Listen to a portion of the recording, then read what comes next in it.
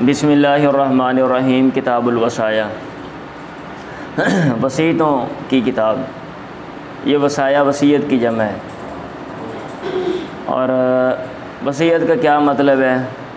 Simple سادہ لفظوں میں وصیت کا مطلب یہ ہے کہ بندہ یہ کہے کہ میرے مرنے کے بعد میرے مال اور میرا جو خاندان ہے اس کے اوپر فلاں بندے کو جو ہے نا وہ اختیار ہے، یعنی کسی کو اختیار دے دینا کہ وہ ان کا خیال رکھے اور مال جو ہے اس کی نگرانی کرے۔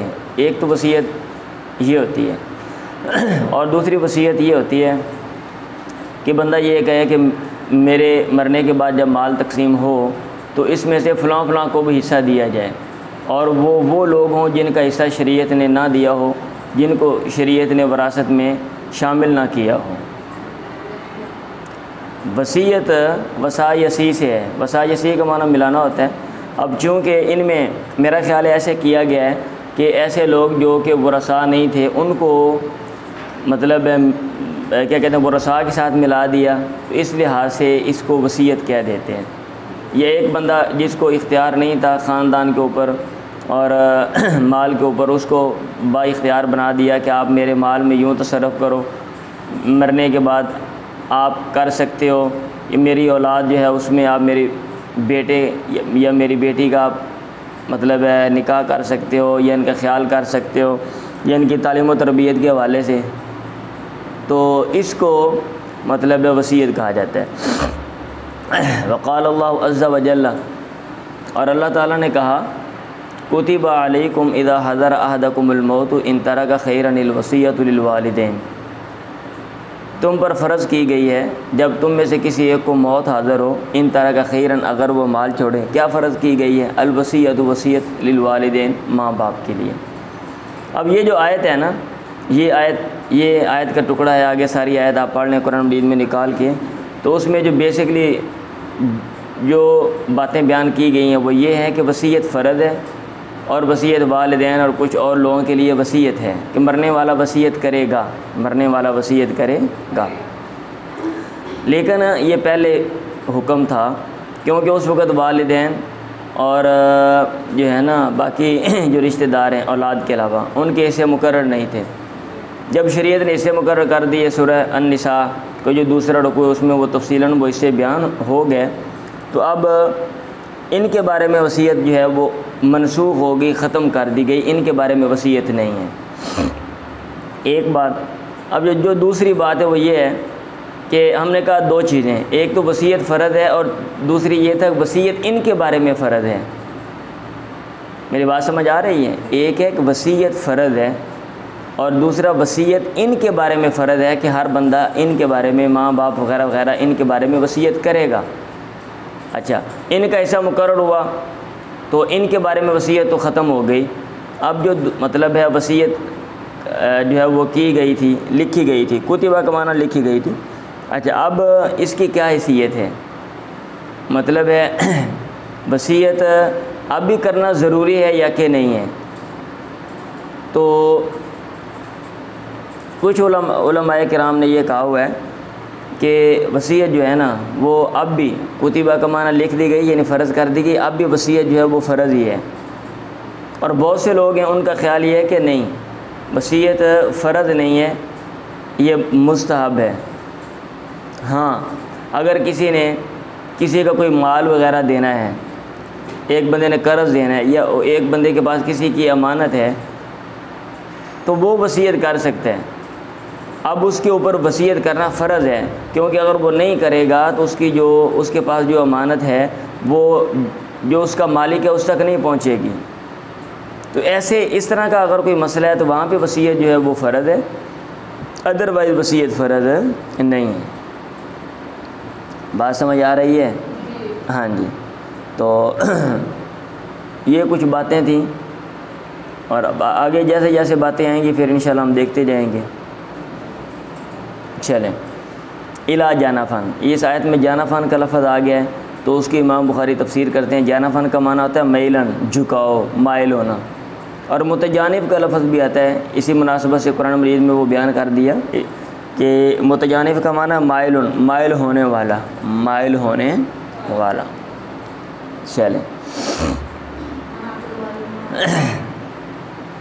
حضرت عبداللہ بن عمر سے مروی ہے ان رسول اللہ قال، بے شک اللہ کے نبی صلی اللہ علیہ وسلم نے فرمایا، ما حق امرئ مسلم، کسی مسلمان آدمی کا حق نہیں ہے، لہو شیء، جس کے لیے کوئی چیز ہو، یوصی فی، اور اس میں وہ وصیت کرنا چاہتا ہے، یبیت لیلتین، وہ 2 راتیں گزارے، 2 راتیں گزارنا اس کے لیے لائق نہیں ہے، الا وصیتہ مکتوبۃ عندہ، مگر اس کی وصیت اس کے پاس لکھی ہونی چاہیے۔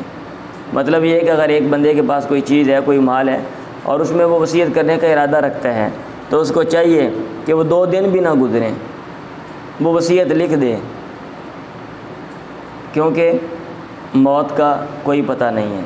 اور عموماً بندے جو ہیں وہ وصیت تب بھی کرتے ہیں جب بندے کو لگتا ہے کہ میں مرنے والا ہوں، یا بندہ مریض ہے اور اس کو لگتا ہے کہ میں ان قریب جو ہے نا وہ ایکسپائر ہو جاؤں گا، ختم ہو جاؤں گا، تو اب اس کو وصیت لکھ دینی چاہیے۔ اگر کسی کو مال دینا چاہتا ہے تو مطلب اس کا نام جو ہے وہ کر دیں، اور اگر کوئی اور چیز، کوئی امانتیں وغیرہ مطلب اس نے دینی ہے تو وہ اس کو لکھ دیں، کہیں یہ نہ ہو کہ وہ فوت ہو جائے اور بعد میں پھر جو ہے وہ ڈسٹربنس، پریشانی پیدا ہو۔ چلیں،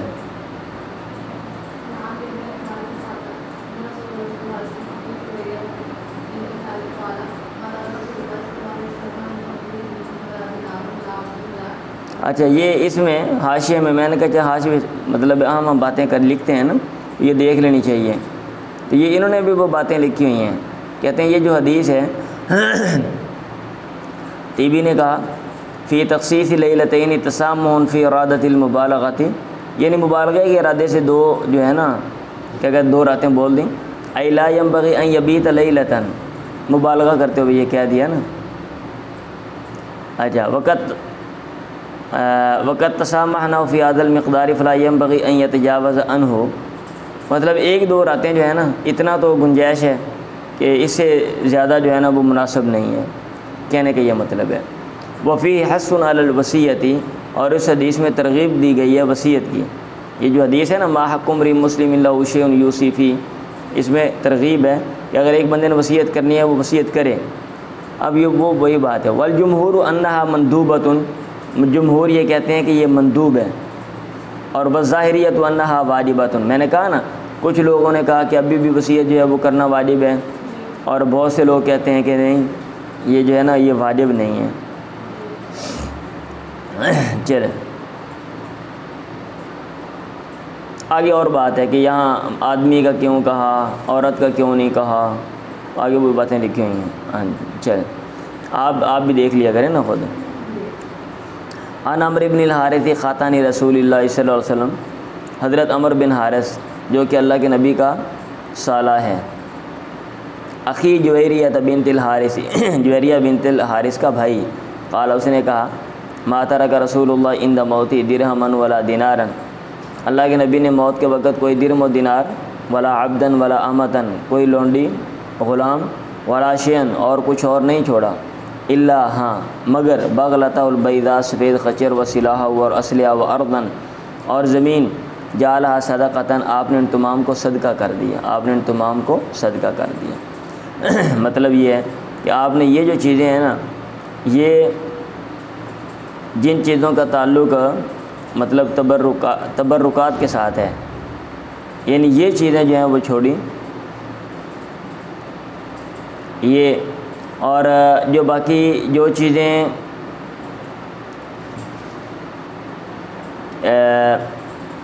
کیا کہتے ہیں آپ کی جو ملکیت ہے، وہ زمین ہے، اور کیا کہتے ہیں اسلحہ، وہ سارا جو ہے نا وہ صدقہ کر دیا تھا۔ ہاں جو ذاتی استعمال کی چیزیں تبرکات والی چند، وہ مطلب فرض کی مثلا پگڑی یا جوتا یا کوئی لوٹا، اس طرح کی چیزیں وہ آپ نے مطلب چھوڑیں، اور وہ بھی برکت کے لیے لوگوں میں وہ تقسیم کر دی گئیں، یا لوگوں نے وہ رکھ لیں اپنے پاس، جو ہے وہ لے لیں۔ آپ کی جو مطلب ملکیت جو بھی تھی، اور جس کو ملکیت سمجھا جاتا ہے، اور وہ چیز آگے ٹرانسفر ہوتی ہے، اور جہاں پہ خرید و فروخت کا معاملہ جس کے ساتھ کیا جا سکتا ہے، ایسی ہر چیز کو آپ نے صدقہ کر دیا، آپ کے ورثاء میں اس کو آگے جو ہے نا وہ ٹرانسفر نہیں کیا گیا، وراثت کا انتقال نہیں ہوا، جیسا کہ ہمارے ہاں ہوتا ہے، ایک بندہ فوت ہو جاتا ہے، اب اس کی جو جائیداد ہے وہ آگے سے ٹرانسفر ہوتی ہے، اس کی ہر جو ملکیت میں جو چیز ہوتی ہے وہ آگے چلی جاتی ہے۔ آپ نے ایسا نہیں کیا۔ ما ترک رسول اللہ عند موت درہما ولا دینارا ولا عبدا ولا امۃ، یعنی ان میں سے کچھ بھی نہیں تھا، یہ چیزیں تھیں اور وہ بھی جو ہے نا وہ صدقہ کر دی گئیں، الا بغلۃ البیضاء وسلہ بردا جعل صدقہ۔ چلیں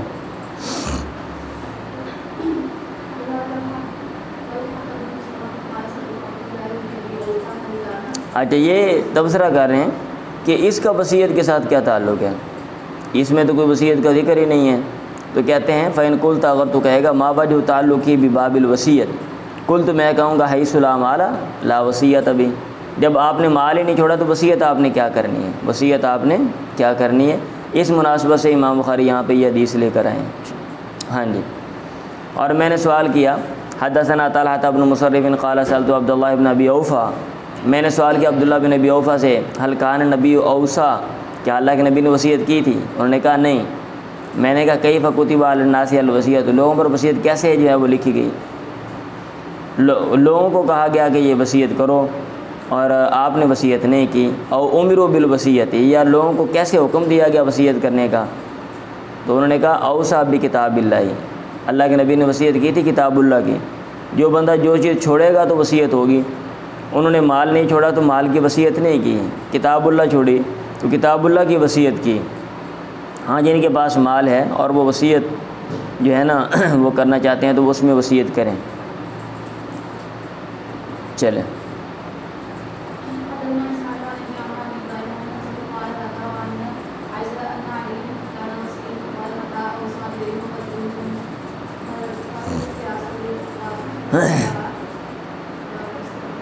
حضرت اسود سے مروی انہوں نے کہا ذکر و عند عائشہ عن علی، ان لوگوں نے ذکر کیا عائشہ کے بعد کہ علی، حضرت علی رضی اللہ عنہ کان وصیًا، وہ وصی تھے، ان کو وصیت کی گئی تھی۔ فقالت، انہوں نے کہا متى اوصى الی، کب اللہ کے نبی نے ان کو وصیت کی ہے؟ وقد كنت مسندتہ الی صدری، میں آپ کو سہارا دینے والی تھی اپنے سینے کی طرف، او قالت حجری، یا اپنی گود میں، فدعا بالطست، پھر آپ نے جو ہے وہ ٹب منگوایا، فلقت ان خناس فی حجری یا ہجری، میری گود میں پھر آپ جھک گئے، فما شعرت، تو مجھے نہیں پتہ چلا، انہ قد مات، کہ آپ فوت ہو گئے، فمتى اوصى الی، کب آپ نے وصیت کی ہے۔ ان لوگوں نے یہ کہا نا کہ حضرت علی کے بارے میں اللہ کے نبی نے وصیت کی ہے خلافت کے حوالے سے، تو حضرت عائشہ یہ کہہ رہی ہیں کہ آپ فوت ہوتے وقت آپ جو ہیں وہ میرے پاس تھے، انتہائی قریب تھے، اور آپ نے کوئی وصیت نہیں کی ہے۔ ٹھیک ہے، ہاں جی۔ تو ویسے یہ بات حضرت عائشہ کا یہ جواب ہے نا کہ بھئی آپ فوت ہوتے وقت، تو ضروری نہیں ہے کہ بندہ فوت ہوتے وقت ہی وصیت کرتا ہے، مطلب یہ ہے کہ اس کا جواب دیا جا سکتا ہے کہ بندہ بیماری میں یا بیماری سے پہلے بھی وصیت کر سکتا ہے، بیماری میں یا بیماری سے پہلے بھی بندہ وصیت کر سکتا ہے۔ اور کون سا یہ جو جتنا عرصہ تھا جب آپ بیمار ہوئے، کچھ عرصہ تو آپ حضرت عائشہ کے پاس نہیں تھے نا، بعد میں حضرت عائشہ کے پاس آ گئے تھے، ٹھیک ہے، یا اس سے متصل پہلے بھی آپ نے مطلب وصیت جو ہے نا وہ کر سکتے ہیں۔ تو یہ کہنا قد کنت مسندتہ الی صدری، یہ اتنی بات بنتی نہیں ہے۔ اور جہاں تک وصیت کرنے کا تعلق ہے، کوئی اور ذکر نہیں آتا، ہماری کتابوں میں نہیں آتا۔ اب جو شیعہ حضرات ہیں انہوں نے اپنی کتابوں میں جو ہے وہ اس طرح کی باتیں جو ہیں وہ لکھی ہوئی ہیں۔ اور ادھر نمبر 8 حاشیہ میں یہ دیکھ لیں کہ امام قرطبی جو ہیں انہوں نے وہ جواب دینے کی کوشش کی ہے ان کی باتوں کا، کیا کہتے ہیں؟ الشیعۃ قد وضعوا احادیث فی ان نبی اوصى بالخلافۃ لعلی فرد علیہم جماعۃ من الصحابۃ ذالک، کہ شیعہ حضرات نے یہ باتیں وضع کی ہے، گھڑی ہیں کہ اللہ کے نبی نے خلافت کی وصیت کی تھی علی کے لیے، تو صحابہ کی ایک جماعت نے ان پر اس بات کو رد کیا، وَقَذَا مَن بَعْدَهُمْ، اور ایسے ہی وہ لوگ جو ان کے بعد ہیں انہوں نے بھی رد کیا، ان میں سے ایک وہ بات ہے استدلت بھی عائشہ، جس کے ساتھ حضرت عائشہ نے دلیل پکڑی. یہ جو نیچے بات آ رہی ہے نا عائشہ والی، ہاں، تو جو شیعہ حضرات کہتے ہیں کہ اللہ کے نبی نے علی کو جو ہے نا وہ علی کے بارے میں وصیت کی تھی، تو ان کے رد میں جو جوابات دیے گئے ہیں، جو باتیں آتی ہیں، ان میں سے ایک بات حضرت عائشہ کی ہے. وہ الگ مسئلہ ہے کہ استدلال کیسا ہے، قوی ہے یا کہ کمزور ہے. ٹھیک ہے. اب ان کے آگے وہ نیچے لکھ رہے ہیں، کہتے ہیں وَمِن ذَلِكَ أَنَّ عَلِيًّا لَمْ يَدَّعِ ذَلِكَ لِنَفْسِهِ وَلَا بَعْدَ الْخِلَافَةِ، کہ حضرت علی نے یہ دعویٰ کبھی نہیں کیا اور نہ، ٹھیک ہے، اور يَدَّعِ ذَلِكَ لِنَفْسِهِ خلیفہ بننے کے بعد بھی نہیں کیا اور پہلے بھی نہیں کیا. وَلَا بَعْدَ الْخِلَافَةِ، اور اصحاب رسول میں سے کسی نے بھی اس کو ذکر نہیں کیا. یوم ثقیفۃ، ثقیفہ بنو ساعدہ کے دن جب وہاں پہ یہ طے پایا جا رہا تھا خلیفہ کون بنے گا، تو کسی نے یہ بات نہیں کہ ہو حضرت علی کے بارے میں تو وصیت کی تھی، آپ ادھر باتیں کر رہے ہو، حضرت علی خلیفہ ہیں. ٹھیک ہے. اور ایک کتاب میں تو وفی سیر الحلبی، یہ کتاب ہے کوئی، اس میں لکھا ہوا ہے کہ حضرت علی نے کہا، قال علی رضی اللہ عنہ لو کان عندی من النبی عہد فی ذلک ما ترکت القتال علی ذلک، اگر میرے پاس اللہ کے نبی کا کوئی عہد ہوتا نا، کوئی وصیت ہوتی، تو میں لڑائی اس پر نہ چھوڑتا، میں لڑتا. ولو لم اجد الا بردتی هذه، ٹھیک ہے، خواہ میرے پاس کچھ بھی نہ ہوتا سوائے اس چادر کے. وما ترکت اخا بنی تیم و عمر بن الخطاب ینوبانی علی منبری، اور میں ابو بکر عمر کو نہ چھوڑتا کہ وہ اس منبر پر بیٹھتے وہ. ولا قاتلتہما بیدی، ٹھیک ہے، اور میں ان سے لڑائی کرتا. یہ حضرت علی کہہ رہے ہیں. والنبی لم یمت فجأۃ، اللہ کے نبی اچانک تو فوت نہیں ہوئے، بل مکث ایاما ولیالیہ، بلکہ آپ ٹھہرے تھے کئی دن اور کئی راتیں. یاتی المؤذن فیؤذن بالصلاۃ فیامر ابا بکر یصلی بالناس وهو یری مکانی بی. ٹھیک ہے. تو یہ آگے ساری وہ بات جو ہے نا وہ لکھی ہوئی ہے. مطلب یہ ہے کہ وہ جوابات دیے گئے ہیں اور لوگوں نے یہ کہا تھا کہ حضرت علی جو ہیں وہ وصی ہیں، ان کو جو ہے نا وہ وصیت کی گئی ہے ان کے بارے میں، تو ہمارا موقف جو ہے وہ وصیت ان کے بارے میں نہیں کی گئی. چلیں. بابن ان یترک ورثتہ اغنیاء خیر من ان یتکفف الناس، یہ کہ آدمی چھوڑے اپنے ورثاء کو اغنیاء مالدار بہتر ہے، من ان اس بات سے یتکفف الناس کہ وہ لوگوں کے سامنے ہاتھ پھیلائیں، لوگوں سے وہ مانگیں. یہ باب قائم کرنے کا مقصد یہ ہے کہ وصیت کرنے سے پہلے نا ذرا غور و فکر کر لینا چاہیے. اگر ورثاء زیادہ ضرورت مند ہیں اور مال جو ہے وہ تھوڑا سا ہے، تو چاہیے جائے کہ بندہ جو ہے نا وہ وصیت کے چکر میں وہ تھوڑا سا مال آگے دے دیں، اور جو ورثاء ہیں وہ بیچارے لوگوں کے محتاج رہیں، تو بہتر ہے کہ وہ مال ان کے پاس چلا جائے تاکہ ان کا تو کچھ نہ کچھ فائدہ ہو جائے. بات سمجھ آ رہی ہے؟ چلیں. ہاں جی. سعد بن ابی وقاص سے مروی انہوں نے کہا جا نبی، اللہ کے نبی آئے، یعودنی، آپ میری تیمارداری کر رہے تھے، وانا بھی مکہ تھا اور میں مکہ میں تھا. یہ کب کی بات ہے؟ فتح مکہ کی بات ہے یا جب اللہ کے نبی نے حج کیا اس وقت کی بات ہے؟ اس کو یہاں پہ بیان نہیں کیا گیا. وہ یکرہ ان یموت بالارض، اور وہ سعد ناپسند کرتے تھے یہ بات کہ وہ فوت ہو زمین میں، اس زمین میں التی ہاجرہ منہا، جہاں سے انہوں نے ہجرت کی تھی.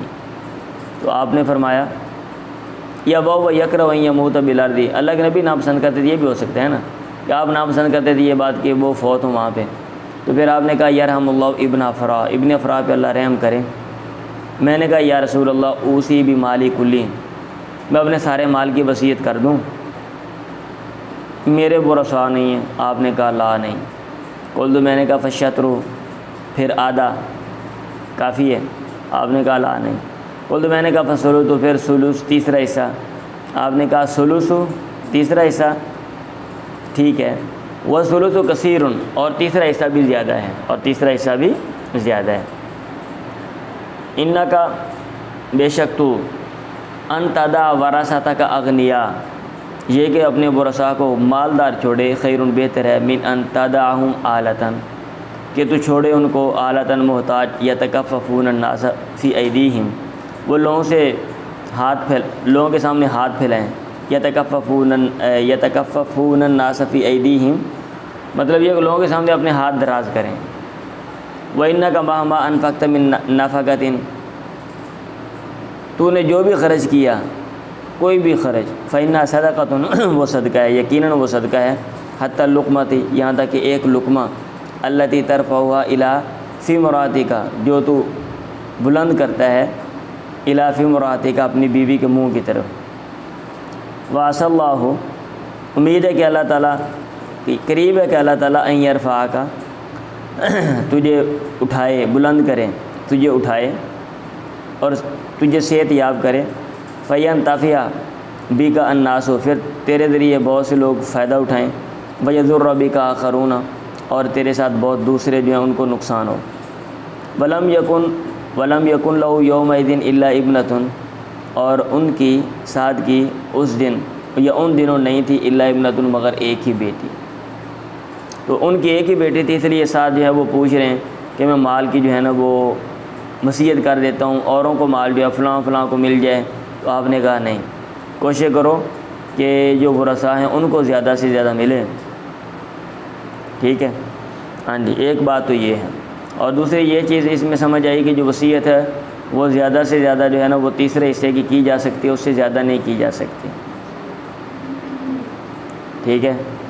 ہاں جی، باقی جو ضمن میں باتیں ہیں کہ ہو سکتا ہے اللہ تعالیٰ تجھے ٹھیک کر دے اور لوگوں کو فائدہ ہو، وہ واقعتاً ایسے ہوا۔ اس کے بعد یہ کتابوں میں یہ باتیں لکھی ہوئی ہیں، اور ان کے جو اگر آپ حالات اسٹڈی کرتے ہیں، سیرت پڑھتے ہیں، تو وہ تقریباً 40 سال کے قریب وہ زندہ رہے، اور وہ انہوں نے ایران جو ہے وہ فتح کیا، اور عراق کے بعض علاقوں کے وہ جو ہے نا وہ شاید گورنر یا امیر یا حاکم کہہ لیں، وہ وہاں پہ رہے، اور انہوں نے بڑا جو ہے نا وہ کیا کہتے ہیں دین اسلام کے لیے بڑی خدمات جو ہیں وہ سر انجام دیں، ٹھیک ہے۔ چلیں، یہ جو ہے نا اسأل اللہ ان یرفعک، یہ اس کا ترجمہ کر رہے ہیں اے یطیل عمرک، یعنی ہو سکتا ہے اللہ تعالیٰ تجھے تیری عمر دراز کر دیں۔ وکذالک اتفق، یہ ادھر لکھی ہوئی ہے بات، ایسے ہی یہ بات متفق ہوئی، فإنہ عاش بعد ذلک ازید من 40 سنۃ، 40 سال سے بھی زیادہ عرصہ، ٹھیک ہے۔ آگے پھر وہی باتیں جو میں نے کہا نا وہ لکھی ہوئی ہیں۔ چلیں، تیسرے حصے کی وصیت کا بیان۔ یہ باب قائم کرنے کا مقصد یہ ہے کہ اگر کسی بندے نے وصیت کرنی ہے تو مال کے جو تیسرا حصہ ہے اس تک وصیت کر سکتا ہے وہ نا، یعنی کسی کو دینا چاہتا ہے تو زیادہ سے زیادہ اتنا دے سکتا ہے، اس سے کم تو دے سکتا ہے، اس سے زیادہ نہیں دے سکتا۔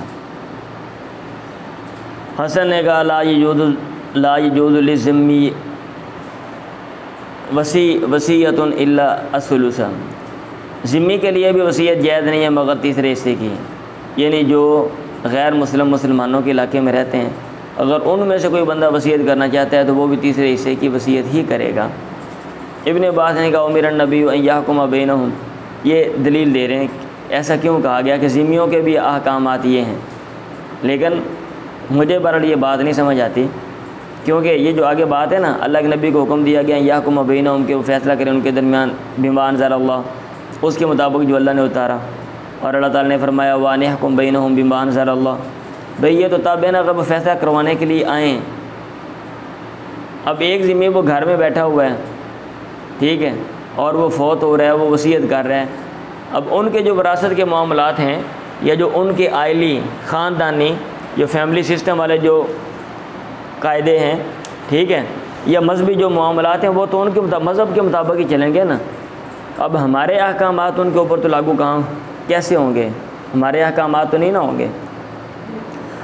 آج کل جیسے ہمارا یہ جو شادی کرنے کا طریقہ کار ہے، طلاق کا طریقہ کار ہے، کوئی بندہ فوت ہوتا ہے اس کے اوپر اس میں جو سارے قوانین ہیں وہ ہمارے مذہب کے اپلائی ہوتے ہیں، ہندوؤں کے لیے ان کے ہوتے ہیں، عیسائیوں کے لیے ان کے ہوتے ہیں، ٹھیک ہے۔ تو میرا خیال ہے کہ یہ جو ہے نا یہ دلیل کہ بھئی امر النبی ان یحکم بینہم، بھئی وہ فیصلہ کروانے آتے ہیں، اگر ایک بندہ اختلاف ہو گیا کیا کریں، آ جائیں بھی آپ کے پاس آ جائیں تو آپ اپنے مطابق فیصلہ کرو۔ اس کا یہ مطلب نہیں ہے کہ ان کے سارے قوانین جو ہیں وہ آئلی قوانین فیملی سسٹم کے یا وراثت کے جو مسائل ہیں وہ آپ کے مطابق ہوں گے۔ کیا کہتے ہیں؟ ہاں جی، حسن نے کہا لا یجوز لذمی وصیۃ الا الثلث۔ اگر یہاں پہ وصیت جو ہے وہ مطلب ہے اسلام کے مطابق جیسے ہے کہ تیسرے حصے کی وصیت جو ہے وہ بندہ کر سکتا، اس سے زیادہ کی نہیں کر سکتا، اور وہ ذمی بھی نہیں کر سکتے۔ اچھا یہ چیز تو ادھر ٹرانسفر ہو گئی۔ اب ان کی جو جائیداد ہے آیا وہ ہمارے مطابق تقسیم ہوگی، جو ہمارے ہاں جو سارے حصے ہیں اور جو سارے مطلب طور طریقے ہیں، یہ بھی پھر آپ اس پہ بھی لکھیں نا، اور اس جو استدلال ہے اس کو یہاں تک محدود نہ رکھیں، اس کو وسیع کریں۔ بہرحال یہ باتیں، ان کے جو جوابات ہیں، جو باتیں میں نے کی ہیں، عام جو شروعات ہیں ان میں نہیں لکھی ہوئی۔ اگر آپ میں سے کوئی مطلب ہے کسی کی نظر سے گزریں تو ضرور جو ہے نا وہ میری رہنمائی کریں۔ بات سمجھ آ رہی ہے؟ ہاں جی، کہ آیا ان کے جو آئلی سسٹم ہے وغیرہ وغیرہ سارا، وہ بھی سارا اسی میں ہی آئے گا اور اسی کے مطابق سب چیزیں ہوں گی، یہ اس کی بھی وضاحت پھر ہونی چاہیے۔ ٹھیک ہے، اب آگے اور باتیں جو ہیں نا کچھ حاشیے میں بڑی مفید انہوں نے کی ہوئی ہیں، کہ مال کے تیسرے حصے کی وصیت کا بیان، یعنی اگر تو ورثاء ہیں پھر تو مال کے تیسرے حصے کی وصیت سے بندہ زیادہ نہیں کر سکتا، اس پر تمام کا اتفاق ہے۔ اور اگر کسی نے کر دی ہے، فرض کیا ایک بندے کے پاس 100 روپے ہے اور وہ وصیت کرتا ہے 50 روپے کسی کو دے دو، ابھی 100 روپے کا جو تیسرا حصہ ہے وہ 33 کچھ بنتا ہے۔ ابھی وہ وصیت کر سکتا تھا 33 کچھ کی، لیکن اس نے 50 روپے کی کر دی ہے۔ اب وہ رسا اجازت دے دیں، ٹھیک ہے اس کو جائز کر دیں، نافذ کر دیں، تو مطلب ہے ہونے دیں تو وہ نافذ ہو جائے گی، ادروائز نہیں۔ ٹھیک ہے، یہ بات لکھی ہوئی ہے انہوں نے۔ اجمعوا علی ان من لہ وارث، جس کا ورثاء ہیں، جس کا وارث ہے، لا تنفذ وصیۃ بزیادۃ علی الثلث، ثلث سے زیادہ کی وصیت اس کی نافذ نہیں ہوگی، الا باجازت ہی، مگر اس وارث کی اجازت کے ساتھ۔ ٹھیک ہے، اچھا، اور جس کا کوئی وارث نہیں ہے، اب اس میں اہل علم کا اختلاف ہے، اگر کسی کے وارث نہیں ہے آیا وہ وصیت کر سکتا ہے یا کہ نہیں کر سکتا۔ جمہور نے کہا ہوا ہے کہ اس کی وصیت جائز نہیں ہے، فیما زاد علی الثلث، یعنی جمہور علماء کا یہ موقف ہے کہ اگر کسی کے ورثاء نہیں پھر بھی وہ وصیت ثلث سے زیادہ کی نہیں کرے گا، کیونکہ ادھر پابندی لگا دی گئی ہے۔ ٹھیک ہے، لیکن امام ابو حنیفہ رحمہ اللہ جو ہیں انہوں نے کہا ہے کہ جائز ہے، وہ بندہ کر سکتا ہے۔ اب چونکہ وصیت کرنے میں اور یہ پابندی لگانے میں ورثاء کا خیال کیا گیا، اب اس کے ورثاء ہی نہیں ہے بھائی، تو اب خیال آپ نے کس کا کرنا ہے؟ یہ امام ابو حنیفہ رحمہ اللہ کا موقف ہے، اور یہ نمبر 5 میں انہوں نے لکھا ہوا ہے وجوز ابو حنیفہ وصحابہ واسحاق و احمد، اور امام احمد بھی یہی کہتے ہیں۔ ٹھیک ہے، ہاں جی، چلیں پڑھیں جی۔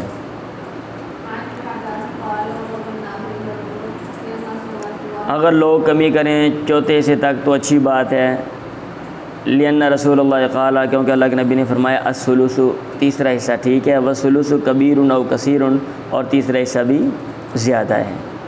چلیں جی،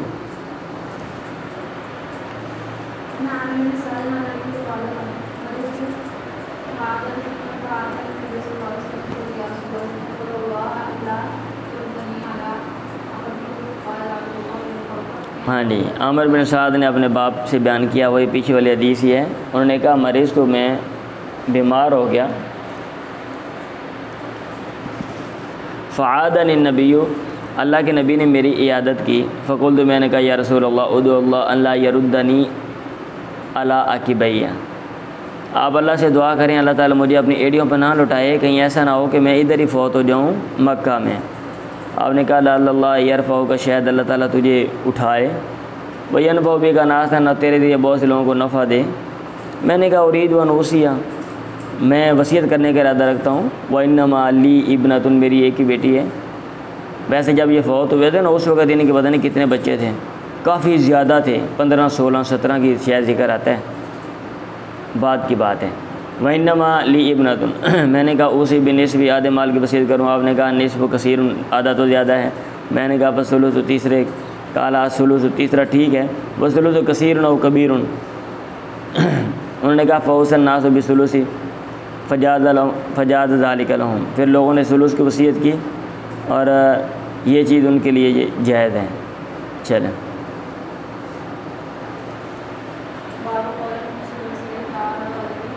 ہاں، ابھی میں نے کہا تھا نا آپ کو وصیت کیا ہوتی ہے۔ وصیت ایک تو یہ ہے کہ آپ کسی کو یہ کہہ دیں، کسی کے بارے میں یہ کہہ دیں کہ میرے مرنے کے بعد میری جائیداد میں سے اس کو اتنا اتنا مال دے دو، ایک یہ وصیت کی شکل ہے، اور دوسری وصیت کی مطلب یہ معروف شکل ہے جو زیادہ استعمال ہوتی ہے، اور ایک وصیت کی یہ شکل ہے بندہ کسی کو کہے کہ بھئی آپ نے میرے بچوں کا خیال کرنا ہے، میرے مال کا خیال کرنا ہے، یہ اس میں تصرف ایسے تم کر سکتے ہو، ان چیزوں کو مد نظر رکھتے ہوئے، تو یہ وہ باب ہے۔ موسی کا کہنا، وصیت کرنے والے کا کہنا، باب قول الموسی لوصیہ، اپنی وصی کے لیے، تعاہد والدی، میری اولاد کا خیال رکھ، وما یجوز للوصی من الدعویٰ، اور یہ اس بات کا بیان کہ وصی کے لیے دعویٰ کرنا جائز ہے، وصی کے لیے دعویٰ کرنا، جو موسی دعویٰ کر سکتا تھا اب اس نے وصیت کر دی کسی اور بندے کو، ٹھیک ہے، اب وہ اس کے مطابق دعویٰ کرے گا۔ اب موسی نے ایک مقدمہ دائر کیا ہوا ہے، اب وہ کسی اور کو وصیت کر دیتا ہے تو وصی اسی مقدمے کو پھر چلائے گا، اور اس میں جو دعویٰ یہ کر سکتا تھا وہ دعویٰ وہ کر سکتا ہے۔ چلیں، اور یہ دعوے والے یہاں بھی شلقادی ہے نا، اور چیزوں کو چھوڑ کے وہ نیچے چونکہ حدیث کے اندر آ رہے ہیں اس لیے پڑھیں۔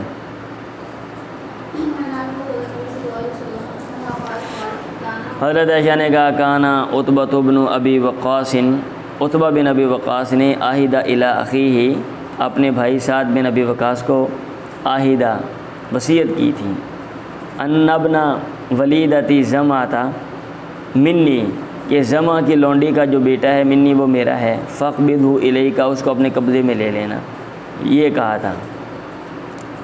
فلما کان عام الفتح، جب فتح مکہ کے دن ہوا، اخذ سعد نے اس کو پکڑ لیا۔ ابھی وہ لونڈی کس کی ہے؟ زمع کی۔ تو یہ جو فوت ہو رہے ہیں یہ عتبہ بن ابی وقاص، اس نے کہا کہ میں نے اس کے ساتھ ٹھیک ہے غلط کام کیا یا جو بھی ہے، تو اب اس کا جو بچہ ہے وہ میرا ہے، یا اگر وہ لونڈی اس کی رہی ہے اور بعد میں لونڈی جو ہے وہ بیچ دی ہے، یہ بھی ممکن ہے، بہرحال یہ بات میں نے کہیں پڑھی نہیں ہے، ویسے یہ بھی امکان ہے، تو وہ بچہ جو ہے وہ میرا ہے۔ اخذہ سعد نے اس کو پکڑ لیا، تو فقالا، انہوں نے کہا ابن اخی، یہ میرے بھائی کا بیٹا ہے، یہ میرا بھتیجا ہے، قد کان عہدہ الیہ فیہ، اور میرے بھائی نے مجھے اس کے بارے میں وصیت کی تھی۔ تو فقام عبد بن زمع کا بیٹا عبد وہ کھڑا ہو گیا مقابلے میں، اس نے کہا کہ یہ تو میرا بھائی ہے، آپ کا بھتیجا کہاں سے آ گیا، ہمارے گھر میں یہ پیدا ہوا ہے۔ وابن آماتی ابی، اور میرے باپ کی لونڈی کا بیٹا ہے، ولید علی فراشی، اس کے بستر پہ پیدا ہوا ہے۔ فتسابقا الی رسول اللہ، دونوں اللہ کے نبی کے پاس چل کے گئے صلی اللہ علیہ وسلم۔ سعد نے کہا یا رسول اللہ، ابن اخی، یہ میرے بھائی کا بیٹا ہے، بھتیجا ہے، کانا عہدہ الیہ فیہ، اور میرے بھائی نے مجھے اس کے بارے میں وصیت کی تھی۔ عبد بن زمع نے کہا اخی، یہ میرا بھائی ہے اور میرے باپ کی لونڈی کا بیٹا ہے۔ اللہ کے نبی نے فرمایا ہوا لکا یا عبد بن زمع، اے عبد بن زمع، یہ تیرے لیے ہے، یہ تیرا ہے، کیونکہ چیزوں کو ظاہر کے مطابق لیا جاتا ہے۔ الولد للفراش، جو بچہ ہے یہ بستر کے لیے ہے، یہ نصاب بستر کے لیے ہے، یہ لکھا ہوا ہے اے لصاحب الفراش، وللعاہر الحجر، اور زانی کے لیے پتھر ہیں۔ سمجھ آ رہی ہے؟ مطلب یہ ہے کہ لونڈی جس کی ہے، بیوی جس کی ہے، بچہ بھی اسی کو شمار کیا جاتا ہے بھائی۔ اور دوسری بات یہ ہے کہ جو جس نے بدکاری کی ہے، جیسا کہ یہاں پہ وہ اس نے کہا میں فلاں کی لونڈی، اس کے لیے الحجر پتھر ہیں، یہ نہیں ناکامی ہے، نیچے لکھا ہوا ہے الخیبۃ والحرمان، ایک تو غلط کام کیا اور اوپر سے جناب جو ہے وہ کہہ رہا ہے کہ بھئی اس کا جو بچہ ہے وہ بھی مجھے دے دو، تو یہ ایسا نہیں ہو سکتا۔ والعاہر الحجر، ایک معنی اس کا یہ بیان کیا جاتا ہے، بہرحال دوسرا معنی وہی ہے کہ زانی کے لیے پتھر ہیں، یعنی اس کو سزا دی جائے گی، وہ بھی معنی بیان کرتے ہیں، لیکن یہ میرا خیال عموماً بیان کرتے ہیں۔ پھر آپ نے کہا سودا سے، لسودہ بنت زمعہ، احتجبی منہ، اس سے پردہ کر۔ سودا زماں کی بیٹی ہے نا، آپ کی بیوی ہے، اس سے پردہ کر۔ لما رأى من شبہہ بعتبہ، کیونکہ آپ نے اس کی مشابہت عتبہ کے ساتھ دیکھی، ٹھیک ہے، شکل اس کی واقعتاً عتبہ کے ساتھ ملتی تھی، وہ لگتا تھا کہ وہ عتبہ کا بیٹا ہے، لیکن کیونکہ یہ اصول ہے بیوی جس کی، لونڈی جس کی، اولاد بھی اسی کی، تو اس اصول کو مد نظر رکھتے ہوئے فما رآہا حتی لقی اللہ، پھر اس نے سودا کو نہیں دیکھا اس کے بعد حتی لقی اللہ، یہاں تک کہ وہ فوت ہو گیا۔ اس میں جو مین چیز ہے وہ آپ کے سامنے آ گئی ہے۔ ایک بندہ کسی کو کہہ سکتا ہے کہ میری اولاد کا خیال کرنا ہے، اور اب آگے وہ اس کے مطابق جو ہے نا وہ دعویٰ بھی کر سکتے ہیں۔ چلیں،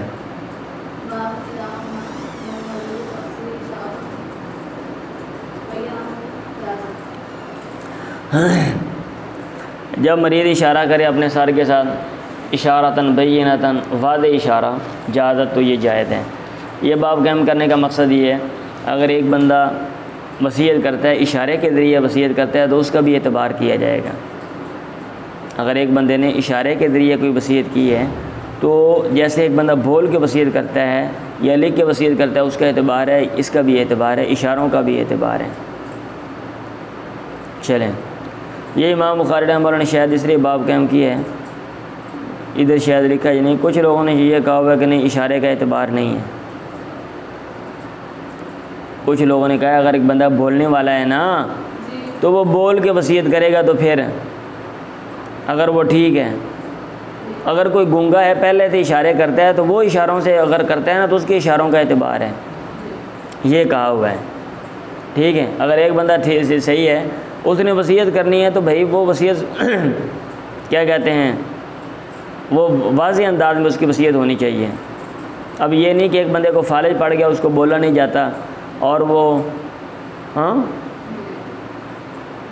مبہم لفظ بولتا ہے، مبہم لفظ بولتا ہے، اب ٹھیک ہے، تو ساتھ کو اشارہ کر دیتا ہے، اب بات کلیئر نہیں آتی، آپ وہ اشارے سے جناب اس کا مطلب نکال کے کہ اچھا یہ کہہ رہے ہیں، اب آپ اس کے مطابق جو ہے وہ مال میں تصرف کرو۔ انہوں نے کہا یہ ایسا نہیں ہو سکتا، ٹھیک ہے، ہاں جی۔ چلیں، تو امام بخاری کہہ رہے ہیں کہ نہیں اشارے کا اعتبار ہے۔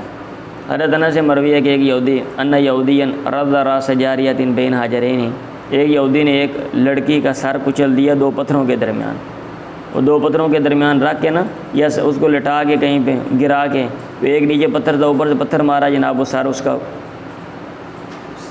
پھٹ گیا۔ اس سے کہا گیا من فعل، مطلب اس بچی سے کہا گیا من فعل ابھی کی، کس نے تیرے ساتھ یہ کیا، فلان، آیا فلان نے، او فلان یا فلان نے، حتیٰ سمی الیہودی، یہاں تک یہودی کا نام لیا گیا، اس نے سر کے ساتھ اشارہ کیا۔ اب امام بخاری کا موقع پہ اس کو لایا گیا نا، اشارے کا اعتبار ہے، اشارے کا اعتبار ہے، فدیہ بھی اس کو لایا گیا۔ فلم یا طلب، ہمیشہ ایسے ہی رہا تھا، اعتراف، یہاں تک اس نے اعتراف کر لیا۔ فامر نبی، اللہ کے نبی نے حکم دیا، فرض راس و بالحجارۃ، اس کا سر پتھروں کے ساتھ کچلا گیا۔ اس نے زیور لینے کے لیے یا کوئی چیز لینے کے لیے اس لڑکی کو مار دیا، اب اس کے ساتھ بھی ویسا ہی کیا گیا۔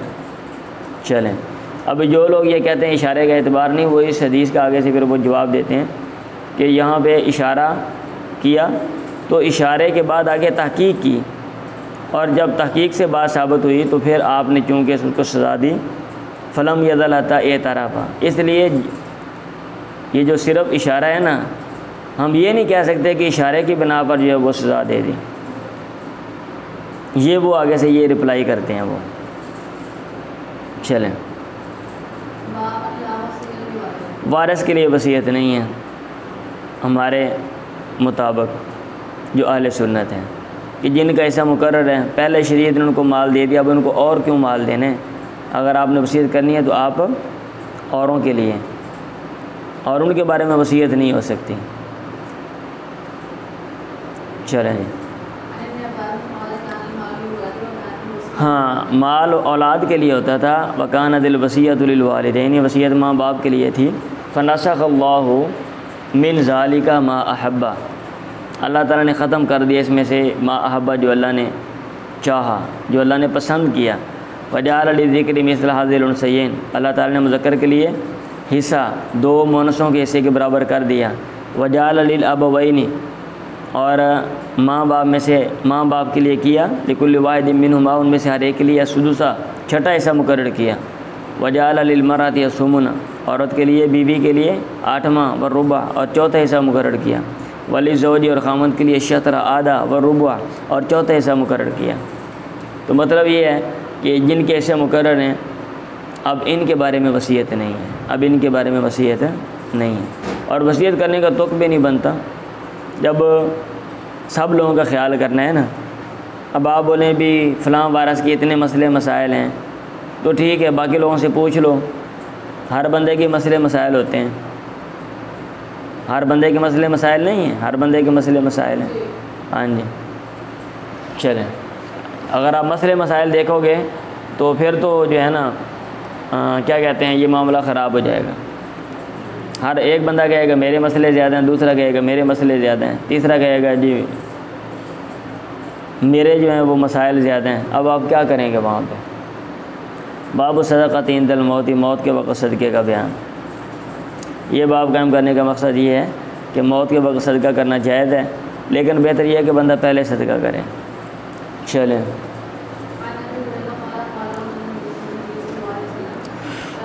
ایک آدمی نے اللہ کے نبی سے کہا یا رسول اللہ ایو صدقۃ افضل، کون سا صدقہ افضل ہے؟ آپ نے فرمایا ان تصدق وانت صحیح حریص، تو صدقہ کرے اور تو تندرست ہو، حرص رکھنے والا ہو، ٹھیک ہے، زندگی کی حرص ہے اور لالچ ہے، ٹھیک ہے، مال کی حرص ہے، مال کا لالچ ہے، تامل الغنا، تو مالداری کی امید رکھتا ہے، وتخشى الفقر، اور تو فقر سے ڈرتا ہے، اس حال میں تو صدقہ کرے، یہ بہتر ہے، ٹھیک ہے بھائی، یہ بہتر ہے۔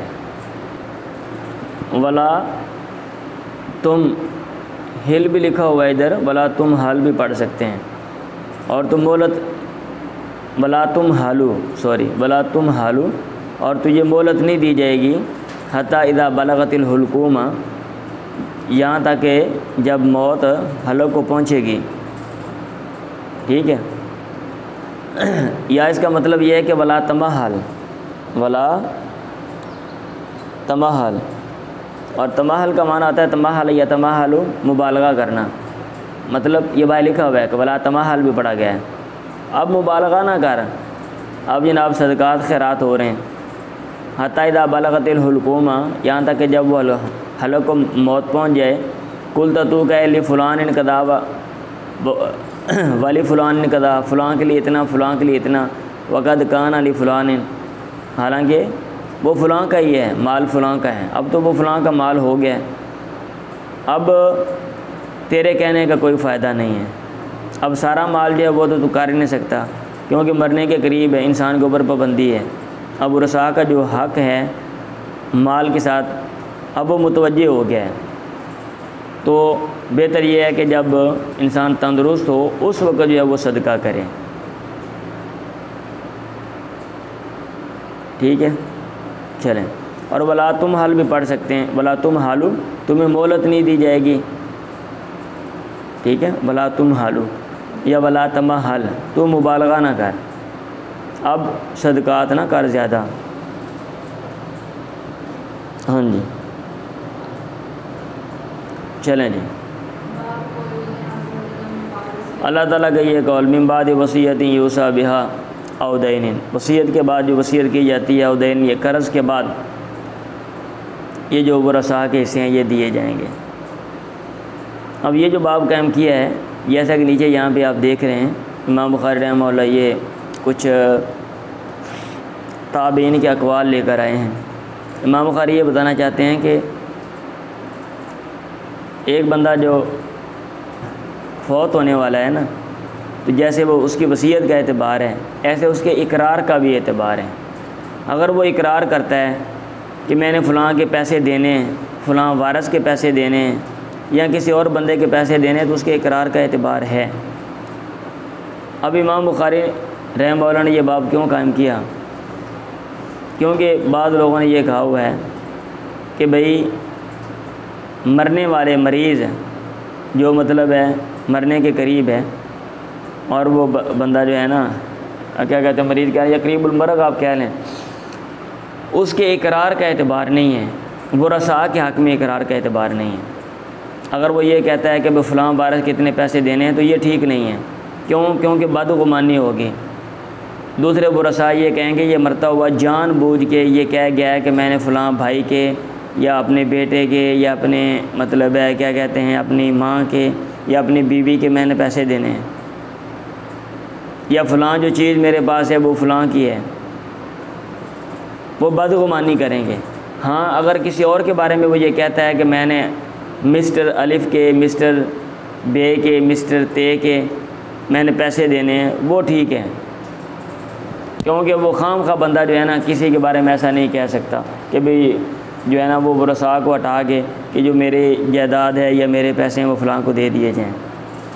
یہ بات نے فرق کی ہے، تو امام بخاری رحمہ اللہ کہتے ہیں کہ نہیں، ایک بندہ جو مریض ہے اس کا اقرار معتبر ہے، وہ خواہ ورثاء کے بارے میں ہو، مطلق اقرار کا اعتبار ہے، وہ ورثاء کے بارے میں اقرار کرے کسی چیز کا یا غیر ورثاء کے بارے میں اقرار کریں۔ وَيُذْكَرُ اور مذکور ہے ان شُرَيْحًا وعمر بن عبد العزیز وطاؤوسا وعطاء وابن عزینۃ اجازوا اقرار المریض بدین، انہوں نے مریض کے اقرار کو جائز قرار دیا قرض کے بارے میں۔ حسن نے کہا احق ما یصدق به الرجل، سب سے زیادہ لائق کہ آدمی کی تصدیق کی جائے وہ آخر یوم من الدنیا، دنیا کا آخری دن، واول یوم من الآخرہ اور آخرت کا پہلا دن ہے، یعنی آدمی کی تصدیق کرنی چاہیے۔ مرتے ہوئے عموماً لوگ جو ہیں وہ غلط بات نہیں کرتے، مرتے ہوئے عموماً لوگ غلط بات نہیں کرتے۔ آج سے تقریباً 100 سال پہلے کی بات ہے، میرے خیال وہ ایک کیس میں نے پڑھا تھا، اس میں ہائی کورٹ جو ہماری یہاں کی تھی جب پاکستان بھی نہیں بنا تھا، تو اس نے یہ فیصلہ کیا کہ یہ جو کہنا ہے نا کہ مرتے ہوئے لوگ جو ہیں وہ سچ ہی بولتے ہیں، یہ اصول ادھر اپلائی نہیں ہوتا۔ ہمارے پاکستان میں یہ پنجاب کا علاقہ ہے کہ یہاں پہ مرتے ہوئے لوگ جھوٹ ہی بول کے جاتے ہیں۔ یہ وہ مقدمات ہوتے ہیں نا، بندہ مار رہا ہوتا ہے، کہتا ہے گولی کس نے ماری، اب وہ گولی ایک بندے نے ماری ہوتی ہے تو وہ مرتے ہوئے وہ کہہ دیتا ہے جان بوجھ کے پھنسا جاتا ہے سارے خاندان کو۔ ایک کہتا ہے اس میں اے بھی تھا، بی بھی تھا، سی بھی تھا، ڈی بھی تھا، فلاں فلاں تھا، گولی ایک لگی، گولیاں 5 بندے مار دے پہنے، تحقیق کی گئی، پتہ چلا مرتے ہوئے جھوٹ بول گئے جان بوجھ گئے تاکہ سب کو پھنسا دے، اس لیے وہ کہہ دیا۔ بہرحال دور کی بات ہوتی ہے۔ ابراہیم نے کہا والحکم اور حکم نے اذا ابر الوارث من الدین، اگر جو مریض ہے یا مرنے والا وہ وارث کو من الدین قرض سے وہ بری کر دے، بری ہے وہ بری ہو جائے گا۔ اگر ایک بندہ یہ کہے کہ میں نے اسے قرض لینا تھا اور وہ اس نے دے دیا ہے تو ٹھیک ہے، مطلب یہ ہے کہ مریض کے اقرار، مریض کے قول کا اعتبار ہے۔ وَأَوْصَىٰ رافع بن خدیج، اور رافع بن خدیج نے وصیت کی اللہ تکشف امراتہ الفزاریۃ، اس کی بیوی جو فزاریہ اس کو نہ ہٹایا جائے، اما اس مال سے اغلق علیہ بابها جس پر اس کا دروازہ بند ہے، مطلب اس کا جو گھر کا مال ہے وہ اسی کا ہے، اس سے نہ لیا جائے، وہ میرا نہیں ہے۔ یہ وصیت کی تھی کس نے؟ رافع بن خدیج نے۔ اگر مرنے والے کے اقرار کا اعتبار نہیں ہے تو انہوں نے ایسا کیوں کیا؟ یہ امام بخاری کہہ رہے ہیں۔ حسن نے کہا اذا قال لمملوکی، اگر ایک بندے نے اپنے غلام سے کہا عند الموت، مرتے وقت کنت اعتقتک، میں نے تجھے آزاد کر دیا تھا، جائز تو یہ جائز ہے۔ شابی نے کہا اذا قالت المرأة عند موتها، اگر عورت اپنی موت کے وقت یہ کہہ دے ان زوجی قضانی، میرے خامد نے مجھے مہر دے دیا تھا، وقبضت منہ، اور میں نے قبضے میں لے لیا تھا، جائز تو یہ جائز ہے۔ اب امام بخاری جو ہے نا وہ اشارہ کر رہے ہیں، کہتے ہیں قال بعض الناس، کچھ لوگوں نے یہ کہا ہوا ہے لا یجوز اقرارہ، مریض کا اقرار جائز نہیں ہے، لسوء الظن بہ، کیونکہ بدگمانی اس کے بارے میں ہوگی، للورثاء، ورثاء کے لیے، ورثاء کے لیے اقرار جائز نہیں ہے۔ اگر وہ اقرار کرتا ہے ورثاء کے لیے تو بدگمانی ہوگی، کون کرے گا؟ وہ اقرار ایک وارث کے بارے میں کرے گا، باقی سارے جو ورثاء ہیں وہ بدگمانی کریں گے کس نے جان بوجھ کے، ٹھیک ہے۔ اچھا ثم استحسن، کہہ رہے ہیں کچھ لوگوں نے یہ کہا ثم استحسن، پھر انہوں نے استحسان کیا، پھر انہوں نے کیا کیا ہے؟ استحسان کیا ہے۔ یہ استحسان کیا ہوتا ہے؟ یہ اصول فقہ میں آپ آگے تفصیلاً پڑھیں گے۔ سمپل لفظوں میں یہ کہہ لیں کہ کسی وجہ سے آپ اپنے قوانین کی خلاف ورزی کریں، کسی وجہ سے آپ عام جو قوانین آپ بنا لیں آپ اس کی خلاف ورزی کریں، اس کو استحسان کہتے ہیں۔ اب وہ بعض الناس نے یہ قاعدہ بنا دیا کہ بھی ورثاء کے بارے میں اقرار جائز نہیں ہے، بدگمانی ہوگی، پھر اس میں سے کچھ چیزیں پھر نکال دیں، اس میں پھر کچھ چیزیں نکال دیں، کہا یہ جوز اقرار و بالودیعتی، اس کا اقرار جائز ہے بالودیعتی۔ امانت کے بارے میں ہاں اگر وہ یہ کہہ دے فلاں وارث کی امانت میرے پاس ہے یہ والی، والبذات سامان کے بارے میں یہ جو فلاں سامان ہے وہ، والمضاربت اور مضاربت کے بارے میں یہ ہمارا بزنس ہے اس میں فلاں بندے نے پیسے ڈالے ہوئے ہیں، ٹھیک ہے، تو یا میں جو ہے وہ میں کر رہا تھا، اس میں دوسرا بندہ بھی ہے، تو اللہ کے نبی نے فرمایا، آگے وہ دلیل دے رہے ہیں کہ یہ جو بات کرنا ہے نا بدگمانی والی، یہ ٹھیک نہیں ہے، ٹھیک ہے۔ اور یہ جو قال بعض الناس ثم استحسن، اور آگے یہ قول پیش کر کے اشارہ کیا کہ ان کے قول میں تعارض ہے، ان کے قول میں تعارض ہے، اگرچہ یہ جو بات ہے اس کا جواب وہ جو دیتے ہیں وہ جو بھی دیتے ہیں چھوڑیں اس کو، ادھر حاشیے میں ساری بات لکھی ہوئی ہے، ٹھیک ہے، کہ انہوں نے استحسان کیوں کیا اور پیچھے والی بات جو ہے وہ کیا کہتے ہیں وہ کیوں کی، یا اس کا دائرہ کار وہ کیا، اس کا کیا رپلائی ہے۔ بہرحال وقت قال نبی، تحقیق اللہ کے نبی نے فرمایا، جہاں تک بدگمانی کی بات ہے، ایاکم والظن، بچو تم گمان سے، خام خواہ کا گمان، ایسے ہی دو لوگ دیکھے ان کے بارے میں جناب گمان کر دیے، غلط گمان، بدگمانی۔ فإن الظن أكذب الحدیث، جو گمان ہے یہ سب سے بڑی جھوٹی بات ہے، بیس لیس، جس کی کوئی بنیاد ہی نہیں ہے، ایسے ہی خام خواہ کا۔ ولا يحل مال المسلمین، اور مسلمانوں کا مال جو ہے وہ حلال نہیں ہے، اور مسلمانوں کا مال حلال نہیں ہے، کیونکہ آپ نے فرمایا آیت المنافقی، منافق کی نشانی ایک یہ بھی ہے جب اس کو امین بنایا جاتا ہے خانہ وہ خیانت کرتا ہے۔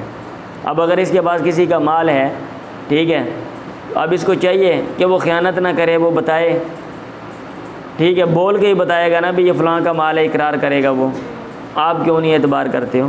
وقال اللہ عز وجل ان اللہ یامرکم ان تؤدوا الامانات الی اہلیہا، اللہ تعالیٰ تمہیں حکم دیتا ہے کہ امانتوں والوں کو ادا کرو۔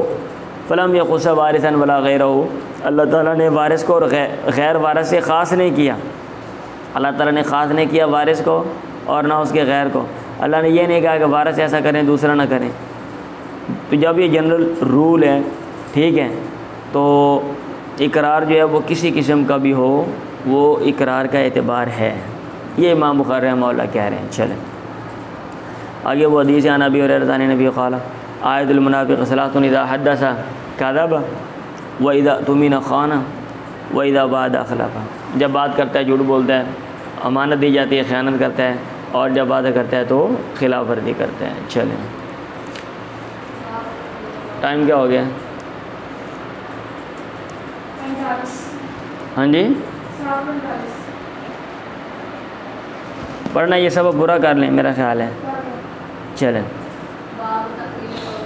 اللہ تعالیٰ کے قول من بعد وصیۃ یوصی بہا او دین، اللہ تعالیٰ کے قول کی تعویل کا بیان، تعویل کا معنی تشریح، تفسیر، ٹھیک ہے، ویسے تعویل اور تفسیر میں جو ہے نا وہ فرق کرتے ہیں، کہ تفسیر کا معنی ہوتا ہے کہ یقینی آپ معنی بیان کر رہے ہوں، تعویل کا معنی یہ ہوتا ہے کہ ایک چیز کے کئی احتمالات ہیں، ایک لفظ کے کئی معنی، ان میں سے آپ ایک معنی لے رہے ہوں جبکہ دیگر بھی ممکن ہو۔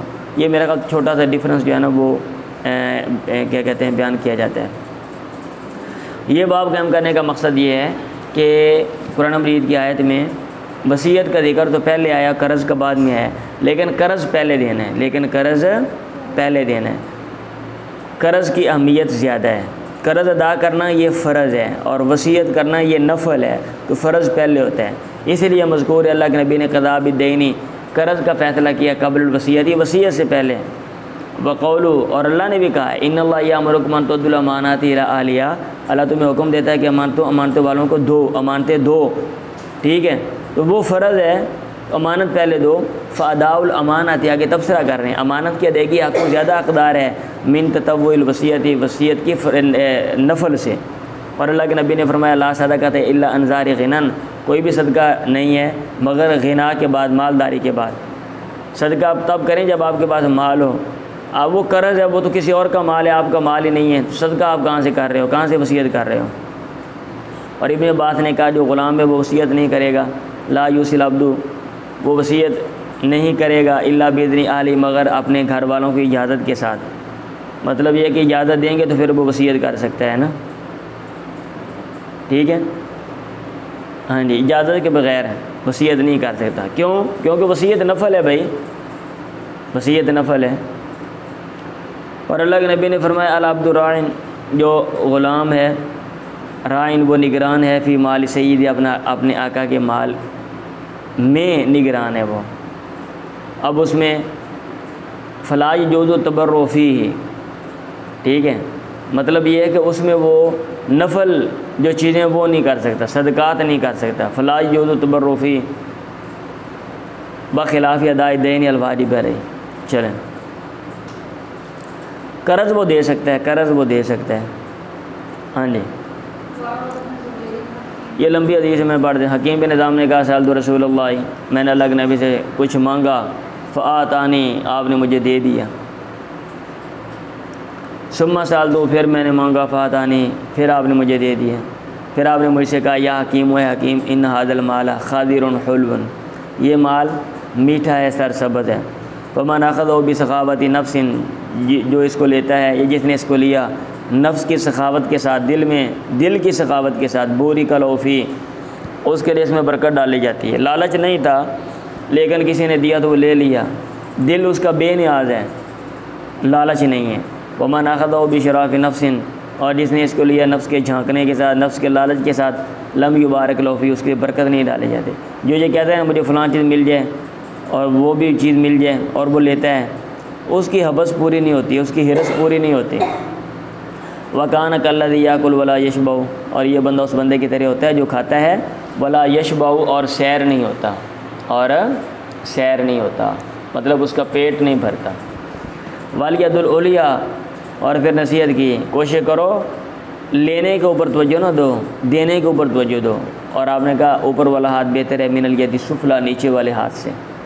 حکیم نے کہا، میں نے کہا یا رسول اللہ والذی بعثک بالحق لا ارضی احدا بعدک شیئا، میں آپ کے بعد کسی کے مال میں کچھ بھی کمی نہیں کروں گا، لا ارضی، میں کمی نہیں کروں گا کسی کے مال میں، شیئا، کچھ بھی آپ کے پاس، حتی افارق الدنیا، یہاں تک کہ میں دنیا سے الگ ہو جاؤں، فوت ہو جاؤں۔ پھر فکان ابو بکر یدعو حکیما، اب ابو بکر حکیم کو بلاتے تھے، لیعطیہ ولا تاکہ اس کو عطیہ دے، فیابا ان یقبل منہ شیئا، وہ انکار کرتے تھے اس میں سے کچھ لینے سے انکار کرتے تھے۔ ثم ان عمر دعاہ لیعطیہ، پھر عمر ان کو بلایا کرتے تھے، یا عمر نے بلایا تاکہ اس کو دیں، فابا ان یقبل ہو، انہوں نے انکار کیا لینے سے، قبول کرنے سے۔ پھر انہوں نے کہا، عمر نے کہا یا معاشر المسلمین، اے مسلمانوں کی جماعت، انی عارض علی حق والذی قسم اللہ له من ھذا الفیء، میں اس پر پیش کر رہا ہوں اس کا حق جو اللہ نے اس کے لیے اس مال فیء میں سے تقسیم کیا ہے۔ فیابا یاخذہ، یہ انکار کر رہا ہے اس کو لینے سے۔ فلم یرضی حکیم احدا من الناس بعد النبی، حکیم نے لوگوں میں سے کسی کا مال میں کمی نہیں کی، لیا نہیں اللہ کے نبی کے بعد، حتیٰ توفی، یہاں تک کہ وہ فوت ہو گئے۔ چلیں،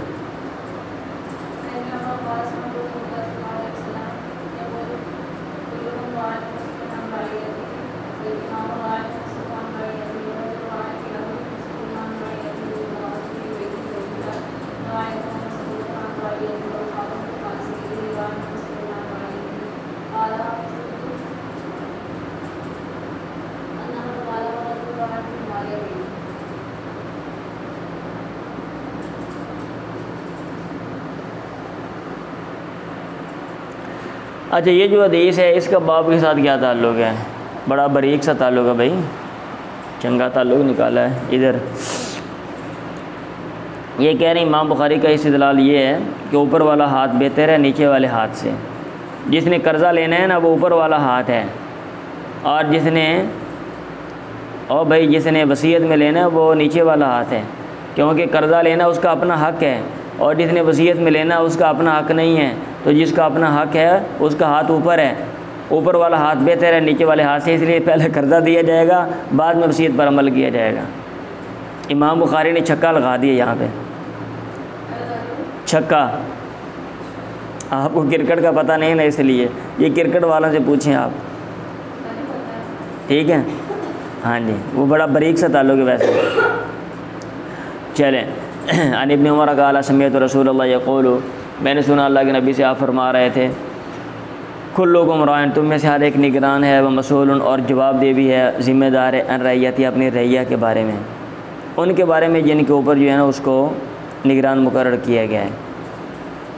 فالامام راعٍ، امام جو ہے، جو بڑا امام ہے، لیڈر ہے، حاکم ہے، امیر ہے، وہ نگران بھی اور جواب دہ بھی اپنے رعایا کے بارے میں، اپنے متحد لوگوں کے بارے میں۔ رعایا سے مراد متحد لوگ، ایک آدمی نگران ہے اپنے گھر والوں میں اور جواب دہ ہے اپنے متحدوں کے بارے میں، عورت جو ہے وہ بھی اپنے خاوند کے گھر میں رعیت نگران ہے اور جواب دہ اپنی رعیہ متحد کے بارے میں۔ والخادم، اور خادم جو ہے وہ بھی فی مال، اسی آقا کے مال میں، راعٍ و مسئول عن رعیتی۔ قال وحسبت ان قد قال، اور میرا خیال ہے کہ آپ نے یہ بھی کہا تھا، والرجل راعٍ فی مال، ابھی آدمی جو ہے وہ اپنے باپ کے مال میں بھی راعٍ نگران ہے۔ چلیں، آج کے لیے اتنا کافی ہے۔